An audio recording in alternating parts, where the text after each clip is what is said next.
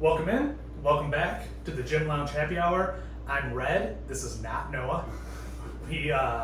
Noah is pretending to do work out in like Pennsylvania or somewhere out east. So we have Adam filling in. He's one of our members. So we're gonna do a little bit of like our first ever gym member interview, and then Adam's gonna pick up the slack for Noah being gone. Always got to do that for Noah. It sounds about right. So I guess we're just going to dive in a little bit into Adam, who he is, what's going on with him, and then we'll go with general gym topics. We can talk about all my health issues and all that stuff too. So I guess just real quick, who are you? I'm Adam. Been lifting consistently, I guess, for maybe about a year and a half, Okay. roughly. Came over from Planet Fitness. Kind of did my own programming before, but I did it the old school way. Kind of have you guys do my programming, learned a lot to be a little bit more efficient. And yeah. And when did you start? You started with us, what, roughly January, December, something like that? Yeah. Yeah, it was around November. Oh, it was November? Yeah, Okay. it was around at the end of November, You know, December. that's right, yeah, because you were coming in when we hadn't taken over yet, right? Yeah. You started coming in right towards the tail end of that, yeah. And you had lost a decent amount of weight before you started seeing us, right? Yeah, when I started on my own, I was about 212, got down to 176, and now I'm back up to 196, 195. But you'd say you look better overall, Oh yeah, right, at this yeah, point? definitely. And when you started with us, you said you're about 170 something, right? Yeah, 176. 176. And at this point, we've now, I think with us, we've taken you up, we've bulked you a little bit, we've now cut you back down, or potentially turning back into a bulking phase. Yeah. Do you feel like you're pretty satisfied with the weight you've been the last couple months, or? Yeah. And is that because you like a weight on scale, or you just like the way you look? So it's the numbers on the scale don't really do a whole lot for me, but it's the way the clothing feels. So when I lost a lot of weight, I bought a lot of new clothes because losing 30 pounds was all my clothes didn't fit. Sure. So I went out, brought new clothes, and then when I bulked up, I gained 20 pounds. All those clothes really just felt tight. So that took a little bit getting used to mentally. Sure. But yeah, now I'm a little bit more comfortable with it. But You just wear cutoffs all the time? yeah, this is an old shirt, but yeah. Yeah, he takes that from Noah. Noah wears cutoffs. Like Well, no, I 24/7. mean he's not wrong. So like a lot of shirts that don't fit, if you cut the sleeves off, because I have a long torso, so by Okay. cutting the sleeves off, if I like raise my arms and stuff like that, it Yeah, that makes sense. I don't have a long torso. Yeah. I'm short all around, so I can't relate. I'm still short. But When clothes don't fit me, it's because my stomach's too big. It's not anything else. yeah. Cool. So, in total, you dropped, what is that, 40 pounds? Is that 40 pounds that you got down then? 212 to 30 pounds? Yeah, 30 pounds. I don't know math. I'm just a finance Yeah. major. That doesn't know math. Cool. So, I guess in general, the direction you're heading now is we're putting you into a more bulking phase going forward, and what is your ultimate goal, or are you still trying to settle in on what that is? Currently, I'm not really sure what that is, but I mean, overall, I just want to stay healthy, stay active. Right? Sure. That's like my main goal. Right, I don't have necessarily if I want to lose weight. I probably definitely want to bulk. I don't know if it's necessarily size or strength, but Gotcha. And I guess when we say bulk, we mean one thing, but in your mind, bulking, what is that? I mean, in my mind, it's eating excess calories, Okay. right? To gain, right? You can gain size, but you can also concentrate on gaining strength. Right. So in my mind, bulking could be either or. That makes sense. Yeah, for sure. It typically, when we talk bulking, we're talking size specifically, just putting on any sort of size. Yeah. And I like to use the term, there's a clean bulk and there's a dirty bulk. Yeah. I'm a big dirty bulker. I've noticed. Yeah. I've noticed. By me being 245. I think I was 245 when you started here. Yeah. I I think you gained like 30 pounds in like 2 weeks. It was like 6, but yeah, it's okay. It seemed a lot shorter time. It's taken a lot longer to take it off too. I'm sure. At this point, I think I'm down just a little over 20. I think I got 246 at my highest. I was 222 this morning. So, but I've been bouncing around a shit ton over the last like 6 weeks because I've had the head stuff going on and everything, and I have not been able to dedicate time to the gym. So weight loss has been kind of all over the place. But I'm in a better spot than I thought I was, because initially I thought I was like needing to get down to like 205 to look good, and that was me not accounting for the fact that I'm on creatine. Normally when it was cutting down, I would cut out creatine at the same time, so I was using that kind of weight, but I dropped like 3 to 5 pounds. Yeah, right. So that holds more water, right? Yep, that sucks water into the muscles, so you're gonna hold on to. For me, it's 3 to 5 pounds of water weight. Some people it's just a couple. Some people it's 10 pounds of water weight. Yeah. You'll never really know until you cycle off it. And creatine's one of those things where you don't really ever have to cycle off it. Yeah. You don't use creatine or? No, I was considering it. Okay. Yeah. So creatine's one of the most studied supplements there are. There's a million studies on it out there. It's considered basically 100% safe. There's no real issues with it. Men can use it. Women can use it. Anyone of any age. I mean, obviously within reason, don't use it if you're 8, but yeah, it's safe across the board. Yeah, I think it's in meat, right? I think it's in beef. Yeah, yes. Right? So like, it's not like it's an unnatural substance. Exactly. Yeah, you're consuming some sort of creatine no matter what you're doing. You have to eat a large volume of it to get the benefit of it. Yeah, but and it's it helps with recovery. It helps with just looking fuller if that's what your goal is. Your muscles are going to look better. But big thing is it helps with recovery. Jeez, can't speak. Head issues? I'm down a little bit. Is that loud? I think we're picking up on the thing. Alright, so and go have gym member turn down music a little bit. I don't even know what we were talking about. We were talking about creatine, right? Yeah. So yeah, creatine's great. In my opinion, I highly recommend most people use it. It's one of those things like creatine and protein are the two where I'm like, use them. I think they're also linking creatine to a lot of other health benefits too. Was Alzheimer's one of the? Well, cognitive. Okay. Right. So I mean, yeah, it could be Alzheimer's, right? I'm not sure what. Yeah, but it's cognitive function is. Yeah. Which so, even if that's even like a small possibility, it's like, well, why the hell not? Yeah. But I think you have to take closer to 10 grams. Oh, really? Right. Okay. Which 5 is what, right? Is yes. What they say for at least muscle building. Yeah, the typical recommendation is 5 grams. But yeah, I think in order to get more in the cognitive function, it's more like 10 grams. Okay, so you would have, I guess it's probably worth doing the full research on that. Yeah, or like not the that's research, just digging into that more to see like what it is. Because there is going to be a more drastic physical effect at 10 grams. You'll hold even more water. You're going to start to bloat a little bit when you get up to that 10 gram number. So it's that trade-off of what are you using it for at that point. But yeah, I mean, that's awesome if it's going to benefit that. I mean, I would take 10 grams a day and look a little bloated if it's going to mean I have less mental decline. Yeah, for sure. I mean, shit. For some people, it might be what they need. So. Yeah, absolutely. I thought I had seen something about that, but I haven't looked into it at all to know a whole lot about it. And so you started a new job this week. Yep. And I have on my list here Dungeons and Dragons. Yeah. So for orientation, everybody had to introduce themselves and whatever hobbies and stuff that they had. And multiple people had Dungeons and Dragons. Or D&D, which I didn't really know what that was. Sure. So then we get paired off into these groups, and they're talking about Dungeons and Dragons, and one guy's a coach. He was a coach in college. He coached the Dungeons and Dragons team, which I didn't know was a thing. He was also a video game coach. I can see that more now, I guess. Like, is it like they play competitively on video games? Yeah, and I didn't know that there was a thing. I didn't either. So then, day 2, I go to another facility.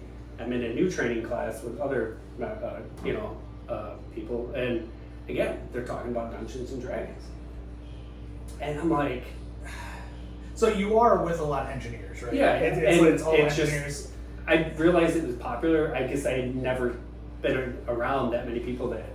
I don't think I've ever met somebody who plays Dungeons and Dragons, or at least has told me that they play Dungeons and Dragons. So like my first reaction is like, man, I'm not gonna fit in here. That's fair. But I'm sure there's plenty of other people that are. Noah. Yeah. So like they just like get together on the weekends and play Dungeons and Dragons, or And I guess that's what they do in their spare time. So whatever that, well, it sounds like you only work one day a week from what you were just telling me, so there's a lot of spare time. Yeah, I mean, you're only required to go in one day a week, but you got to work more than that. Oh, that's unfortunate. No, it doesn't. So Noah doesn't do anything. He just collects a paycheck. He's his desk has been empty this whole week since you've been there, right? Yeah. You haven't seen him a single time? Nope. Right, I even had the janitor clean off this dust off, so it made it look like he was there. It's fair. Just gotta make it seem like he's still working. So, cool. So you're starting a new job. How's that gonna affect your schedule at the gym at all? Are you gonna be able to continue to lift the same way you're lifting? I should be able to lift the same. It's just I'll be here a little bit later than I normally do. Sure. So, and that's just right. This week's been a little bit of a struggle to get in, but Yeah. it's also just mentally, being able to come in later. I'm working a little bit later, so I need to come in a little bit later. How much do you got to adjust your sleep schedule, you think, to account for all of that? Normally I get up at 4. That's a time to go to bed. Yeah. Unless you're at 4 p.m.? Yeah, no, 4 a.m. That's usually when I start. Between 4 and 4:30 is when I start my day normally. Now this week I've been getting up at like 6:30. Okay. So have you been sleeping till 6:30 or no? No. So it's gonna be. I've been getting up earlier, than my alarm, but yeah. You were at your previous job for what, 4 years? 2.5 years before here, and then. So it's 2.5 years of getting up at 4 a.m. Even in my prior job, I was getting up at the same time. Oh, okay. I started at the same time, had the same exact hours, so Shit. I've been on those hours for probably 7-8 years. Yeah, that's probably gonna take a while to adjust to that. I would imagine. Yeah. So when you guys are like, when you get the notifications when I finish my workout, it's like 8 a.m. or 9 a.m. You're like, geez. I'm like, yeah, I've been out for a while already. Yeah, on Saturdays you're normally in here pretty early, and I used to come in at like 8:30, 9 o'clock. Occasionally on Saturdays, and now I'm not out of bed till 9:30, so I wake up, look at my notifications, and his workout's done, and I'm like, that can't be real. Yeah, no, it's real. Nobody's here either. It's just usually me. It's normally just you at that time? Yeah. We're going to start doing, I don't know if we mentioned this on the last podcast, we're going to start doing some Strongman Saturdays here going forward. Not this week, because I guess when this comes out, maybe this weekend, because this will come out the Sunday after I get back from Iceland. So we may do it that following weekend. We're not sure yet, but we want to start doing some Strongman Saturdays where basically you can come in. We're going to show everyone who's here that's interested how to do a couple of implements and maybe like log and keg that day. And then you still have access and you can use any of the other Strongman equipment that's here, and it'll just be open to all members, and then anyone from the outside will be able to come in too for like a $10 drop-in fee or something like that, or we may do the first time free. We haven't talked it through. We don't know. We just kind of do stuff here, so we'll see how that goes. But we're hoping to bring some more people in that are interested in Strongman. We did have someone new join 2 weeks ago. I haven't seen this guy. Like, I signed him up and haven't seen him since. And he was interested in Strongman, had been training Strongman at another gym, and the way he found this gym was, we have a listing right now for a piece of equipment we're trying to sell in the gym, and in the corner there's stones and sandbags, like in that picture, and it's insane the number of inquiries that I've gotten, like, hey, you selling any Strongman equipment? Like, I would say, we've had this thing listed for like a month now, and I would say at least twice a week I get someone asking, hey, the stones for sale? No, it's the thing in the picture that I put the name of, like, that has nothing to do with stones. But this dude messages me, and I thought he was asking about the Strongman equipment, like, for sale, but it turns out he was interested in a gym membership. So, like, off of just a marketplace listing for us trying to sell something, we picked up a new member. He got signed up, he came in here, paid, he's all good to go, but I haven't seen him, Noah hasn't seen him, so I don't know if he's coming in or not. Yeah, I mean, I don't. What time is the doors open and close? So technically speaking, our doors are open at 6 a.m. and they close at 11 p.m. So like, it's not like I'm here all hours. No, it's not here. He can come in whenever. It sounded like he was going to come in the afternoons though, like, which We have members that we talk to regularly that come in the afternoons that would have been like, hey, like, who's this new guy? Because that's happened already. Like, we have Gmo that works on the afternoons, and he's messaged us a couple times with someone new's in here, like, hey, does the guy belong here? Which is nice. That's good. That's good. And we haven't gotten that, so he's not coming in then. I've been in here in the evenings. I don't think you've seen anyone new. No, I mean, today was it? Yeah, and this is not the same guy, so it's a different one. Yeah. So I have no idea. But whatever, if people want to pay and not show up, I mean, I'm not going to argue with you. I mean, I feel like it's every other gym's motto. It is every other gym's motto. We have talked about, we'll probably contact you if we haven't seen you in like a month, maybe 2 months if we're not paying attention. Yeah. We're going to contact people because at the end of the day, we don't want to be charging people for something they're not using. Like, I just think that's kind of a shit move to do to a certain extent. Like, I know the other gyms do that and stuff. Well, I think that's what they bank on. It is. Personally. I'm sure they bank on like only like 50% of the members showing it like a Planet. Like they want you to sign up, and they make it low enough and cheap enough, or they make it cheap enough that you're not going to care too much. You're not going to go through that effort to go cancel it. Yeah, when you go cancel, you're like, oh, it was only $10. Exactly. I'll get it another time, and then. Yeah, but Becca, my fiance, has had a gym membership at Planet. We got it when we moved to the area, and she's been working out here since last August, and we still haven't canceled it. Really? Yeah, we haven't canceled it at all. Like, we're too lazy to go, and we have the stupid $30 membership too. Oh, wow. And so I really do need to cancel it. Now, granted, it has come in handy like 2 times where we've been on the road and we've been able to get into a Planet to get a quick lift in. So like, it was useful in that sense because normally you're paying anywhere from $10 to $20 for a drop-in fee somewhere else. So like, sure, we did that twice for both of us. So in theory, it's saved us $80. But yeah, I don't think you can cancel over the phone. I think I tried. Yeah, she made me come in. Yep, she tried to do it on the phone in the app and everything, and there was no way to do it. So, and we literally live a half mile from the Planet, so like we really needed it, and we drive past it every like, hey, we haven't canceled that Planet membership, and then we just keep on driving. There's normally groceries in the car or something, you know. Yeah, got plans.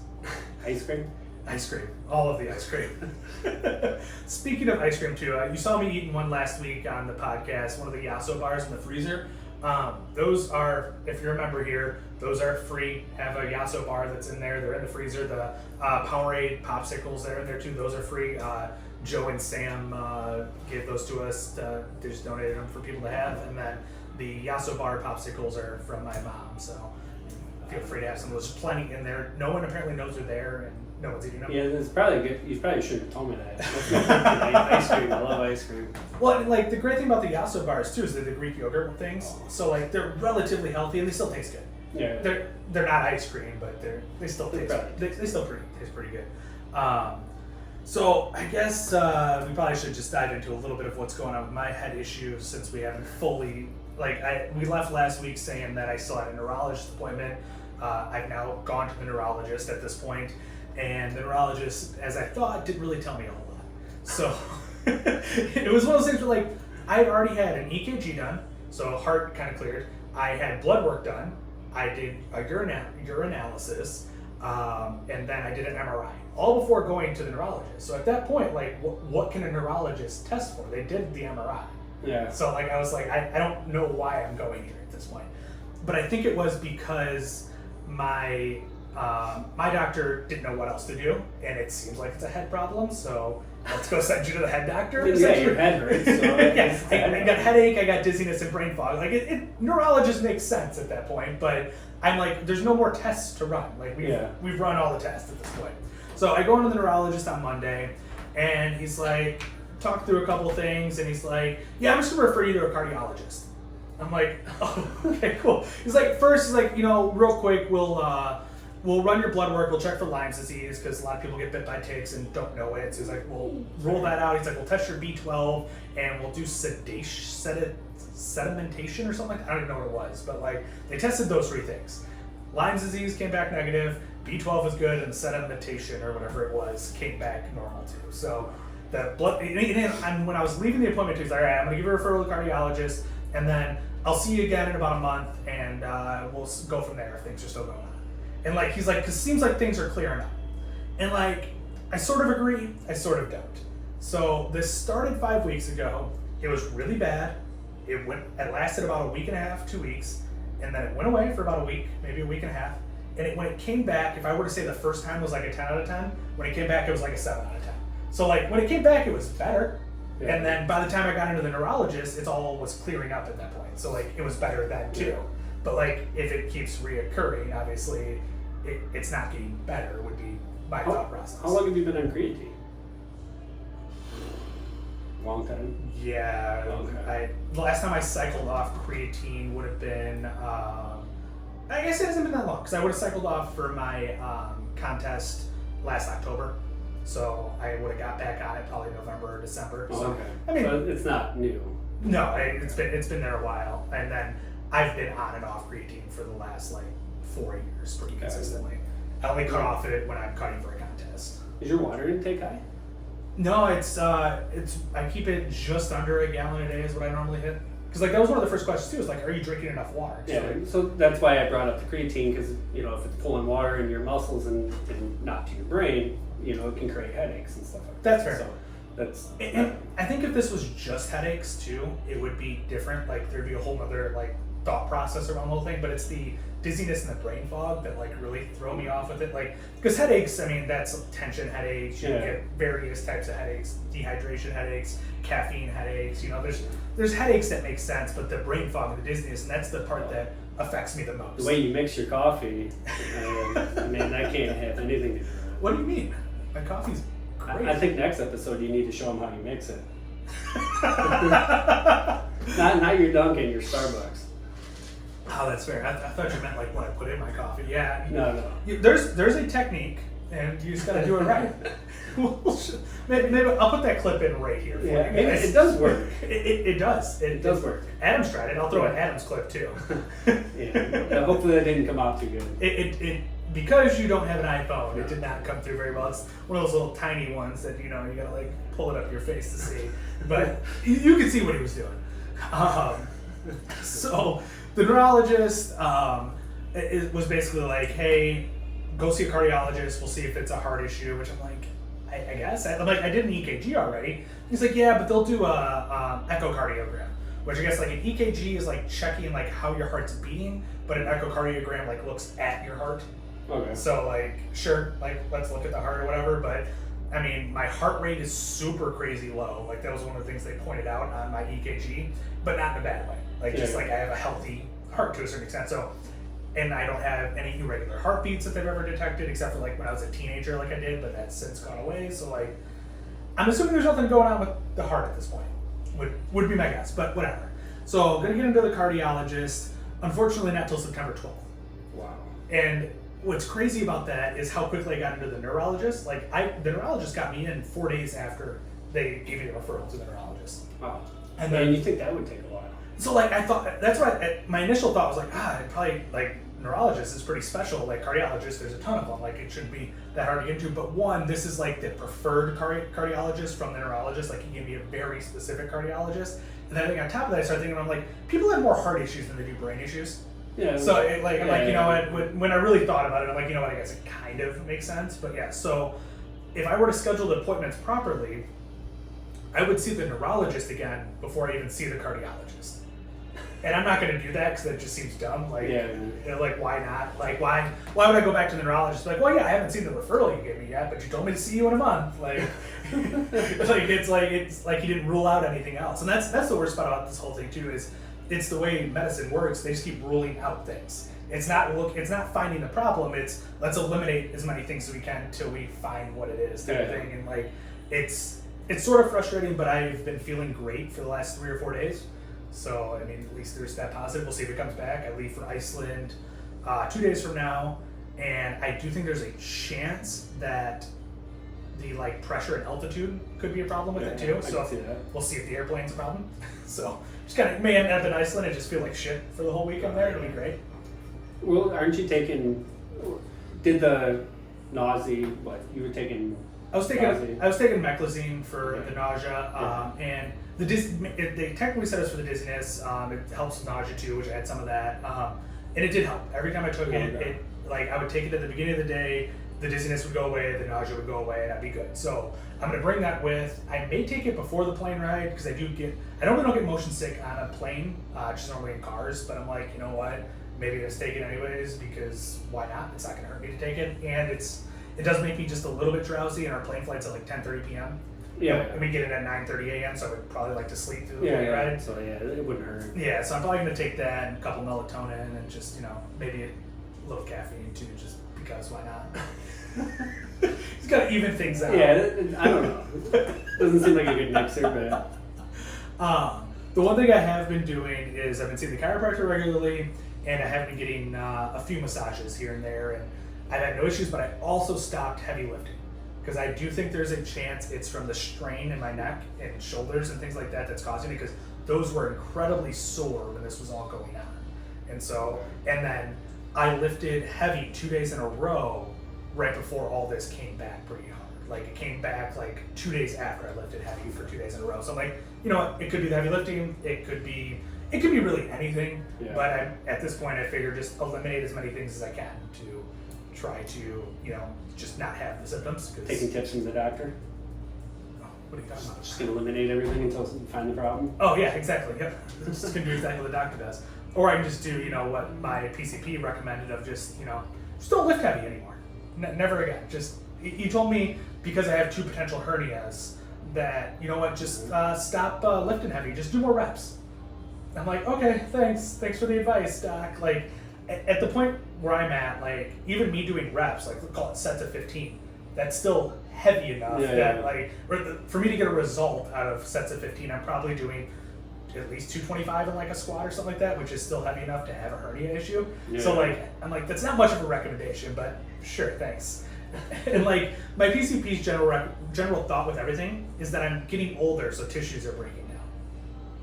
And I'm like, I'm 32. Like, what sort of because that was his response to the dizziness. He's like, as you get older, the tissues in the ears start to break down. You're gonna feel dizzy more frequently.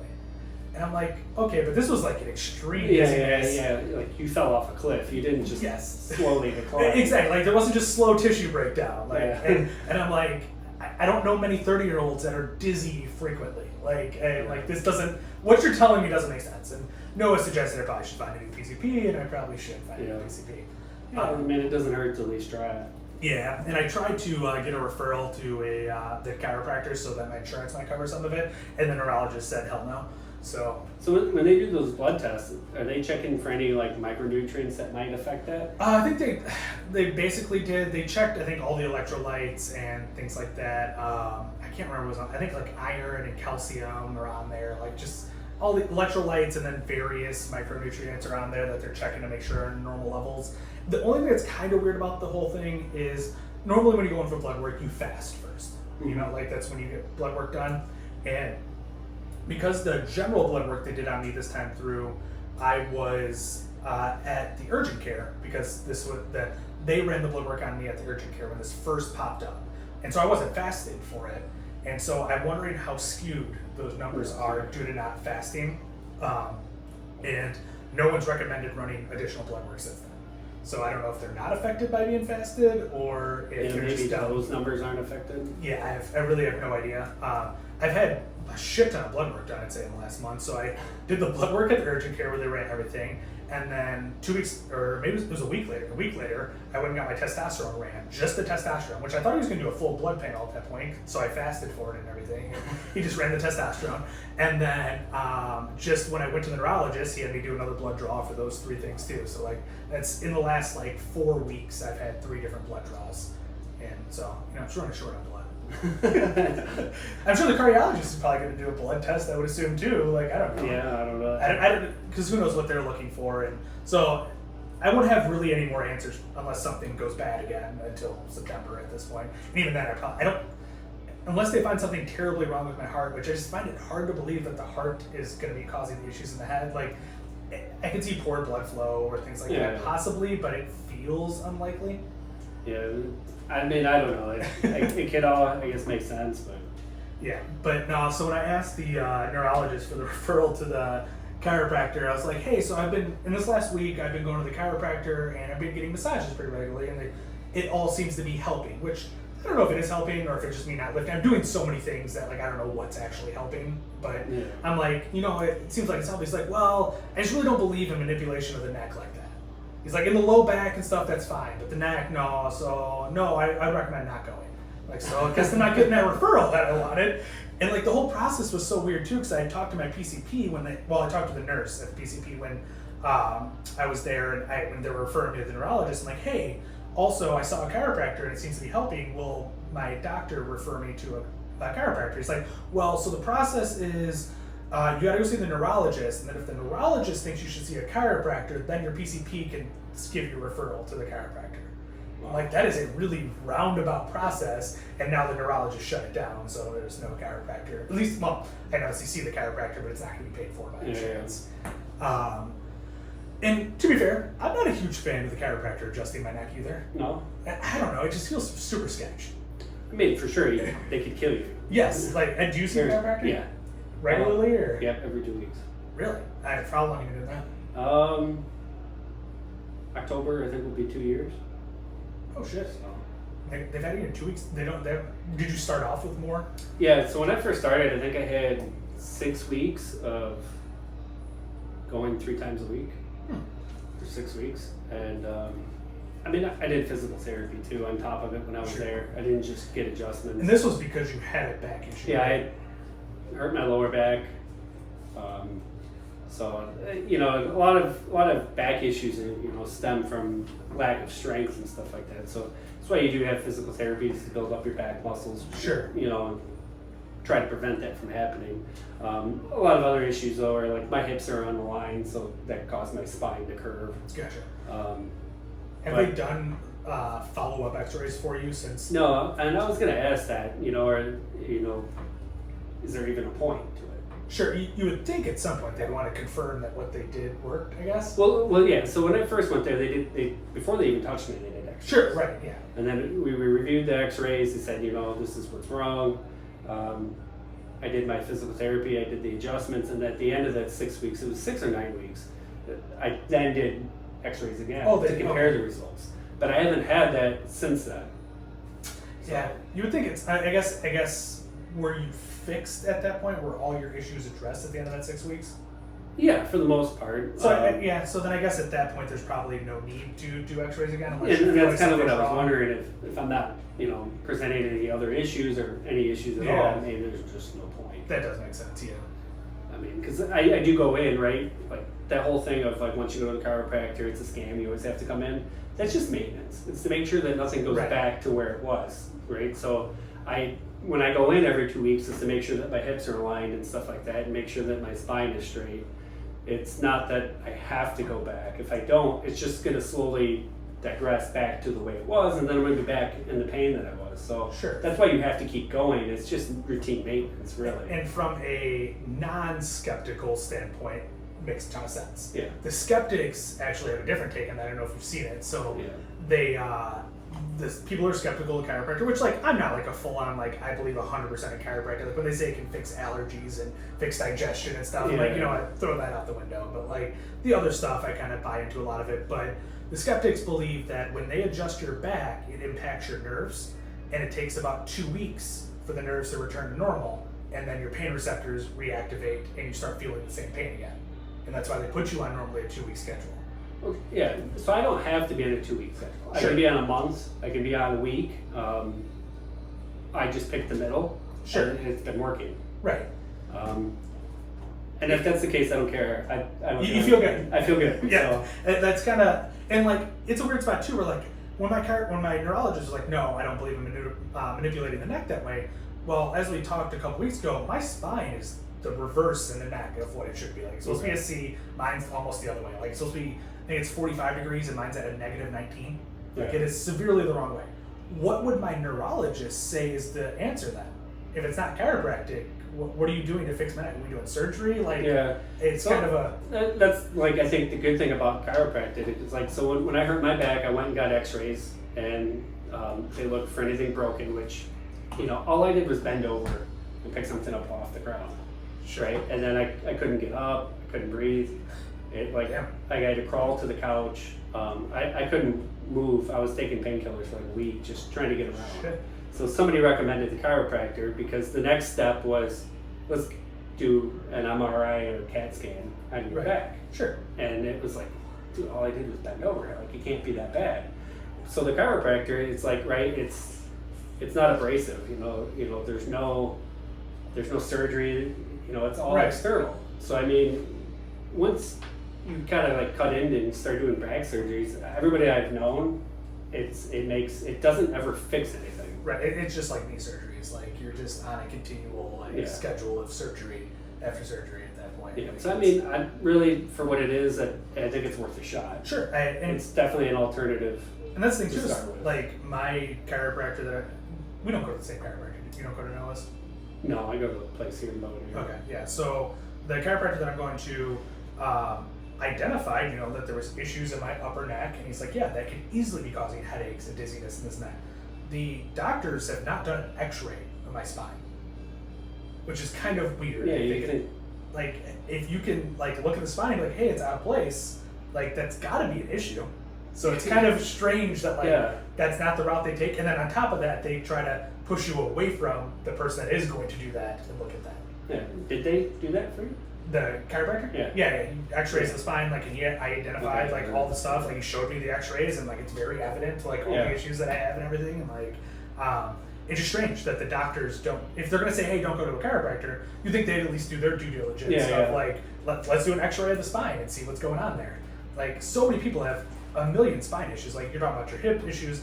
I have the same shit. Mine are tilted and rotated, like in my hips, like the same thing. Like the number of issues that's going to cause in your low back is numerous, and it causes issues down my hamstring and things like I have all kinds of problems due to just that tilting. And like any chiropractor I've gone to has identified that as a problem, whether they did X-rays or not. They still were able to find that pretty easily. Yeah. So with at least my chiropractor, he does a lot of like trying to educate you on and stretches and strengthening those areas. It was recommended for me to start lifting weights and stuff like that.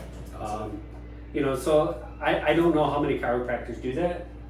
I've gone to 5 different chiropractors in the last, call it 8 years, and I would say 3 of them did that I went to, 2 of them did not. The one I'm going to currently, he's just cracking your back. He'll educate you on the spine and like things like that, but does not address like, so my biggest thing is chiropractors will help you like get things into place, but a lot of them then won't talk to you about why it's coming out of place.